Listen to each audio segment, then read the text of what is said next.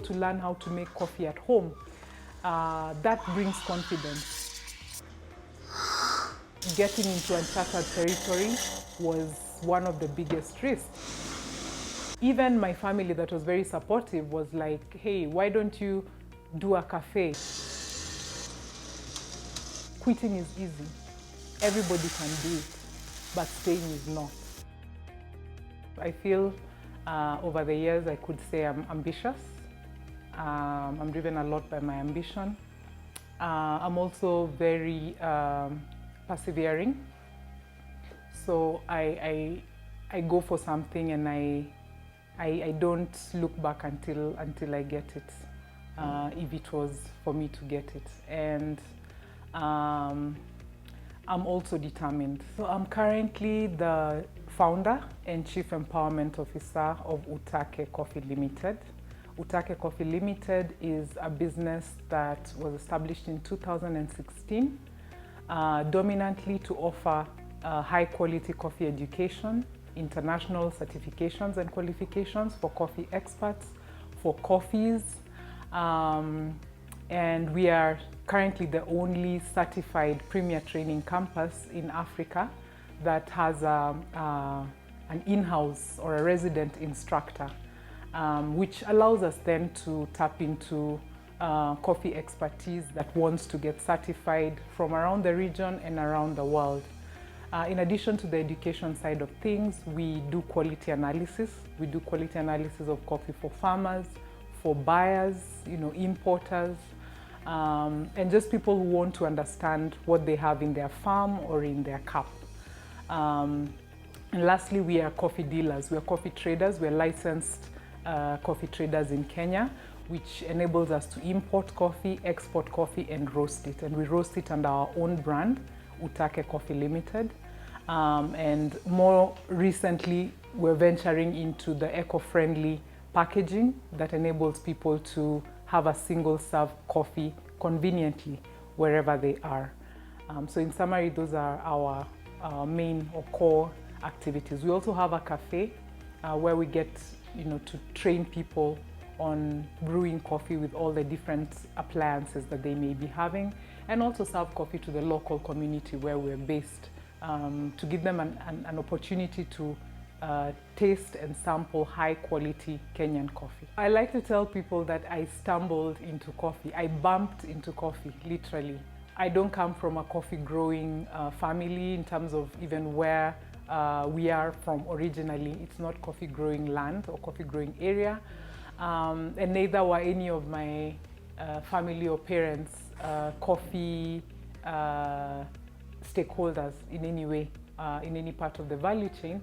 But just after I finished high school, before joining the university, there's a period in between where people used to wait until they're placed in different campuses. And my waiting just got the better of me. I decided to go out there and look for something to do. And so I came across this place that was being constructed, and it looked interesting. I needed something to do, and I approached them, and they told me they were about to set up one of the biggest coffee chains in Africa. They were about to take Kenya and Africa by storm in terms of specialty coffee. And so that piqued my interest. I gave them my one-page CV because I obviously had done nothing other than school. And because it was the very first of its kind, they didn't need any experience or any training. So that's where I always say I got into this in a bit of a divine way. Utake was a result of so many names that had bounced off as ideas to family, friends, in my own mind, trying to think about the name that would be most suitable for a business eventually. And like any young person, you always think of the business as your retirement. And so I kind of had that at the back of my mind. But what drove me to really start it before the time that's considered retirement is there was a huge gap in the region. There was a huge gap in Africa for coffee education. Africa is one of the main coffee origins in the world, and yet the information, the knowledge, the capacity and the skills were lacking. So basically farmers, millers, everyone in the value chain in Africa as an origin was depending on the market and the buyers to tell us how our coffee should be. And I just found that that was not adding up. Also because other origin countries like Latin America had a very robust research and development system or infrastructure going, training facilities and capabilities. And so after leaving the company in Kenya that had the coffee chains, I got into a regional association, the Eastern African Fine Coffees Association, and I was handling the quality and marketing for the 10 producing countries. So this obviously gave me a lot of exposure, travel, to really understand what is needed in the sector. But also while marketing coffees from these African countries, I got to see how coffee education is offered by buying markets in Europe, in Asia, in the US, and I realized that there was actually a gap there. The name Utake in Swahili means craving. It's a craving, it's a desire for something good, something that will fulfill you, satisfy you.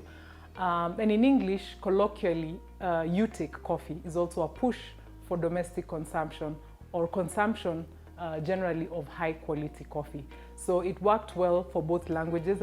People always ask me, is it Utake or Utake? And I say it's both. However you want it, that's what it means. And so that became both like a mantra, both like a vision, a push, as well as a name for the organization. And we've seen a lot of questions and debate on the name that of course then sparks the conversation, breaks the ice, and helps us then be able to say what exactly we do. So this idea came from the person who actually mentored me into becoming an instructor and an educator.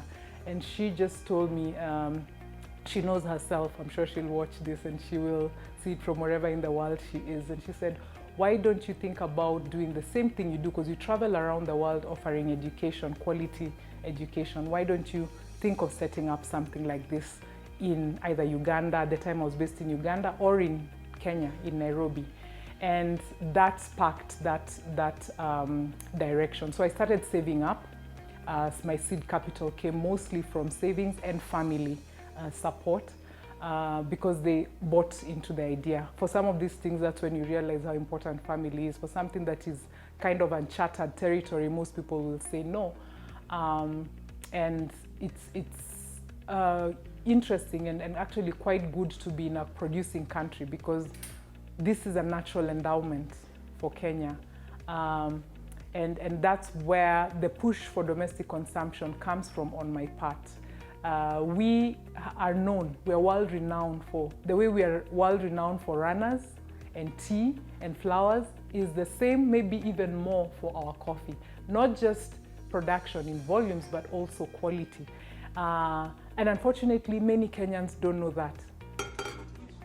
Our slogan as Utake Coffee is coffee that empowers, because we're not all about just selling you the coffee. We want to make sure you can make it at home, in your office, wherever you are in the best way possible so that you can enjoy a high quality cup.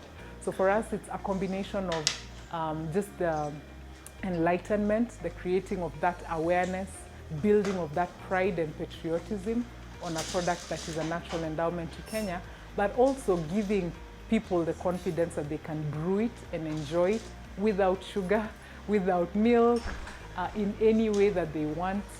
If they want it with milk, if they want it with sugar, also okay, but it needs to be your indigenous high quality cup of coffee because it will do a lot for farmers and for the Kenyan economy. Initially, it appeared as a challenge because it's very difficult to shift mindsets, especially past a certain age. You're already a tea drinker, you love tea. Some of these, how shall I say, some of these cultures, personal and individual cultures, are built from birth. They are socialized to you by your nurturer, either your mother or your father or your caregiver. And so it's quite difficult to shift that. And so it looked like a challenge in the beginning, but when I thought about it later on, and after seeing what the Asian countries have done in terms of converting their markets to appreciate not only tea but also coffee, I realized that it was a great opportunity. So for me, I took it as an opportunity. I've taken it as an opportunity. I've seen the retail coffee sector in Kenya and in Africa grow from nothing, from the very low quality grades that were being sold in only 2 coffee shops in the 90s to having more than 300, almost 400 coffee shops now in Kenya. And so to me, that is evidence that there are people consuming coffee now. There are people appreciating high quality coffee now. There are people taking pride in the coffee. So it's taken time. It's still taken time. The data that we have is before I think the 90s and early 2000s. The coffee consumption in Kenya was at 2%, slightly less than 2%. And as we speak today, it's slightly above 5%. So there's been a clear growth over a period of maybe 10, 20 years. And with the right strategies, I think we can be able to tap into this market and the surrounding countries just to keep our farmers living the lives that they should.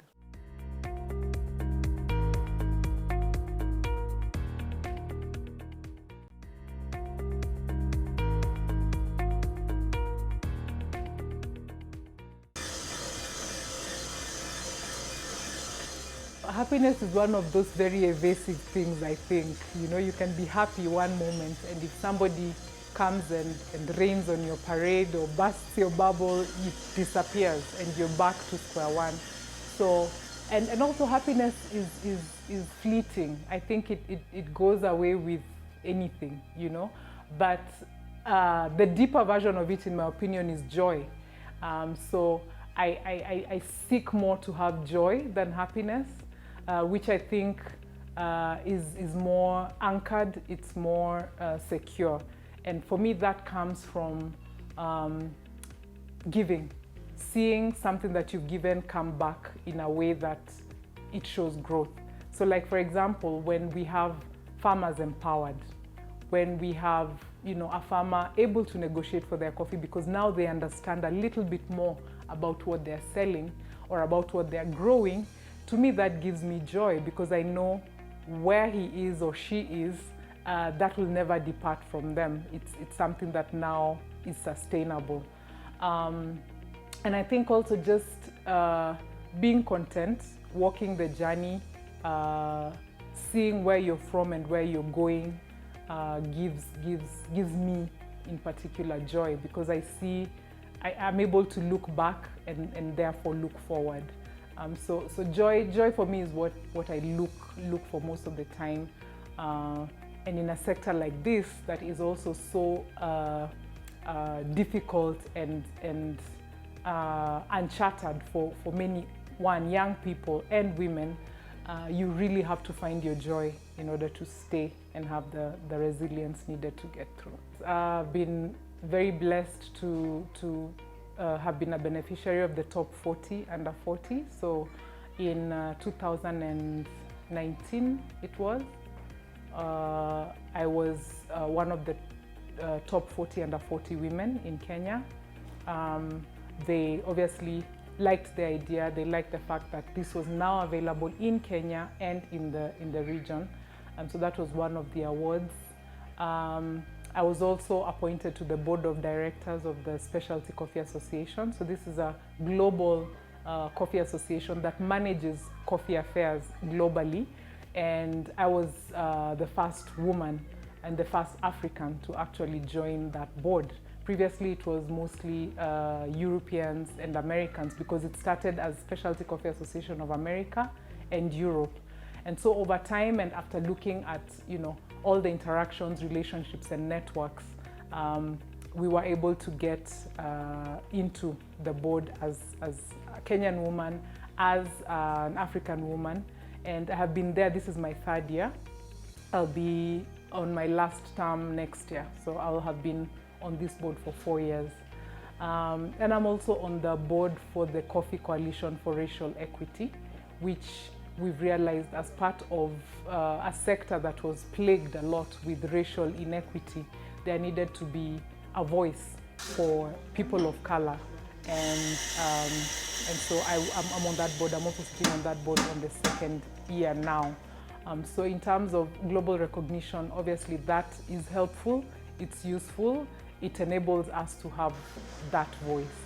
We have various lines of business. We have the education arm of the business, and we also have the roasting, importing and exporting line of the business. The importing, roasting and exporting part of the business has been dominated for a long time, since colonial times, by giant companies, multinationals basically. And so coming into that kind of domain as a young woman, small, an SME for that matter, was one of the things that could be a mean feat. You know, it's a tall order for anybody. And so the empowerment angle, the training and value addition in terms of skills and knowledge, even to the SMEs, enabled me to get in and navigate those waters. The first thing that I have learned over the years as an entrepreneur is that quitting is easy. Everybody can do it, but staying is not. And as long as I have my passion, I have my motivation, and I have my focus, it's a system. It creates a system that then pushes me when my willpower fades. I have a system that reminds me why I'm doing what I do. And so that has enabled me to stay the course. When I also see the importance of what we do in terms of just the empowerment and the skill building and getting people to learn how to make coffee at home and stop thinking that it's something they have to do in a fancy cafe, that brings confidence to people, and we want to be part of that story. We want to be part of changing that narrative. So to me, it's over the years, you just have to make a decision, keep the focus, and work with everything that you've got, because you can only work with what is in your hands to create something special. It's known as the butterfly effect. So the mistakes that I took, or I committed, so to speak, when we were starting Utake, was I tend to be a very trusting person. So I believed a lot in the idea, to the point that I thought that everybody buys into my idea as much as I do. And so, for example, for some of these courses that we run that are managed internationally, there are rules that govern these courses. You have to have a certain number of people. People would promise that they will come, and on the day of the course, they wouldn't show up. So you have less people than what the rule actually allows. And that got me stressed a lot of times, until I came to a point where I now knew what's the sweet spot in terms of number of courses, in terms of what I need as commitment from people in order to accept that they're actually coming or not, even if it means they pay in advance. And just putting my foot down, being assertive on some of those things, was my way to remedy that mistake. Getting into uncharted territory was one of the biggest risks. Even my family, that was very supportive, was like, hey, why don't you do a cafe? You know, it's easy. There are many cafes. That is tried and tested. And I said, but it's not needed. What is needed is a training facility that will offer high-class coffee education to anybody who is interested in doing it without costing an arm and a leg. And so that was a risk. Even finding the location was a risk, because people will say it's too far. But in my explanation, we are close to the airport, so people who are coming from around the region will find this place more convenient than someone coming from a more remote part of the country. We're near the train station and the internal container depot, where we do a lot of exports. And so strategically, it's very well located for us. So it was a risk because it's not known, it's not town, it's not the CBD where everybody would want it to be. But those decisions were risks that we are happy we took, because eventually we still feel that they were the right decisions. Well, finances aside, because I like to think of finances as, or money as a phenomenon. Money is not always what you have in the bank. Sometimes it's what your mind dreams, because the universe is able to pull things together to make it happen, even when your bank account doesn't look like it. So what sets us aside, or what differentiates us from other coffee businesses or ventures, is that we truly are the coffee that empowers. We don't just sell you coffee. We will, if you're a buyer, an importer of green coffee, we will put you in touch with the farmer. We'll establish a relationship with you so that you build something sustainable and significant from that relationship. If you are a consumer, the end consumer of the coffee, we don't leave you with a pack of coffee and no knowledge, no information. We try to make our packaging as comprehensive in terms of how you need to brew the coffee, what is the weight of coffee versus water, what equipment do you need to use, what is the right grind for your coffee so that you achieve the best cup. In other words, we don't just leave it at the trade. We go a step further to empower and give you the confidence you need to enjoy a high quality cup of coffee. Because, hey, everyone needs a good quality cup of coffee in the morning or whatever time of day they prefer to take it. And that should not be something that is too far to reach for anybody. If you can brew tea at home, you can brew coffee at home. All you need is good quality coffee. So don't go so much for the price. Of course, there is a balance you need to strike based on your pocket. But sometimes if you go for the very cheap, you might be buying very low quality coffee. And if you can afford a little bit better, and it's now readily available and accessible in the country, in the region, globally, you can even order it on Amazon. We are selling on Amazon and on Jumia, which means that it's accessible now to more people than how it was before. And you can enjoy it with any appliances, sufuria and a sieve, French press, filter, mocha pot, the fancy machines, even cold coffee. You can do cold brew, you can do iced coffee any time of the day. People say coffee is just for cold weather. You can do it any time of the year, as long as you have the passion and the drive to know how to brew it.